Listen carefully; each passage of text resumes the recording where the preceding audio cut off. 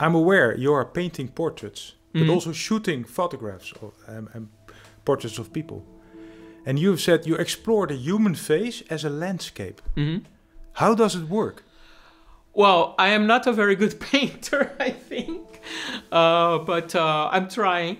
And when I started to paint, I only wanted to paint people because I think it's just fantastic to look at people and to see. Yeah, you can see a lot of about a person by looking at them and their expression and so on. So it's really amazing to look at someone, and I don't think we look at each other enough. I think we should look more at each other and really see people. A lot of people, you know, they are invisible, and I think that's not right. We should really pay attention to people. If you walk through a city, do you choose a lens which you look at to look at the city? Yeah, that's a very good question. I look from the point of view of an urbanist. I want to know how that city works and how is the subway system and how is the how do the trams work. For example, it's very interesting to go to the United States and see that most of their infrastructure and their public infrastructure is crumbling. And that's really surprising to me. Such a powerful, rich country. And they have gone into this idea that the state has to be minimal, that cities have to be, the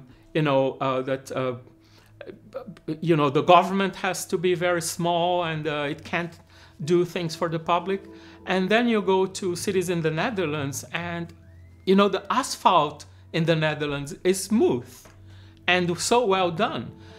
And I think, okay, what's the difference here? So I would like to ask you to explain me one of your quotes, which I found on your website. And this is about key skills of the engineer of the future. And it says, but this is not enough. I also argue that spatial planners and designers must reach out to different types of knowledge and get away from their own expert communities in order to get a relevant knowledge that will allow them to perform their task better. Yeah. Can you explain that? Yeah, it's a little bit about what I said. We are all very different and we all look at the world very differently. And I think we all have ways of solving problems that are innovative or different or just more fit to that particular kind of person. So when we are looking at the city, we used to have very technocratic, very technocratic, bureaucratic planning and design of men generally who thought that they could solve all the problems with their great designs, right? So it's the great gesture of the architect that is going to kind of design the perfect city. And I think that's not useful. That's not helpful. We have all kinds of people in the city, and we have all kinds of stakeholders and people building the city, so we should listen to everybody. And preferably, we should design the city together with people. We live in a world where designing with citizens is not always possible or not always easy. Sometimes citizens are also not interested. They have other things to do, right?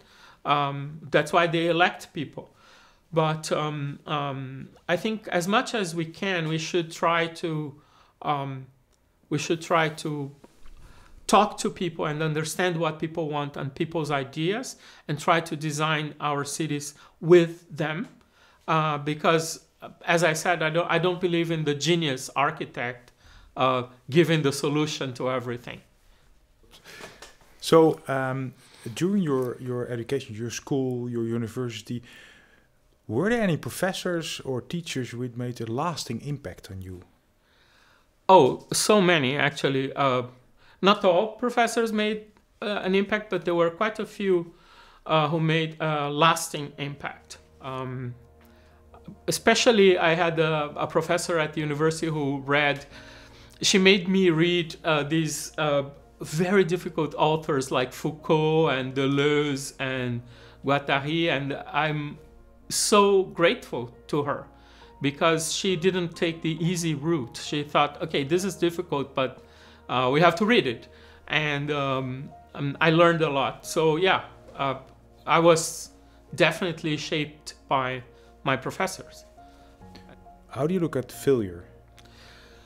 I am terrified of failure, terrified. I think maybe it's a TU Delft thing, but I think it's a lot of people who accomplish a lot of things. So you kind of are like, maybe I should step up my game, and do better. So a lot of high accomplishers. And I think the fear of failure is horrible, to be honest. So I know it sounds like a Buddhist monk speaking right now, but it's true. I think there is a place for everybody, even people who fail. What advice do you have for new graduates entering their first step in a career?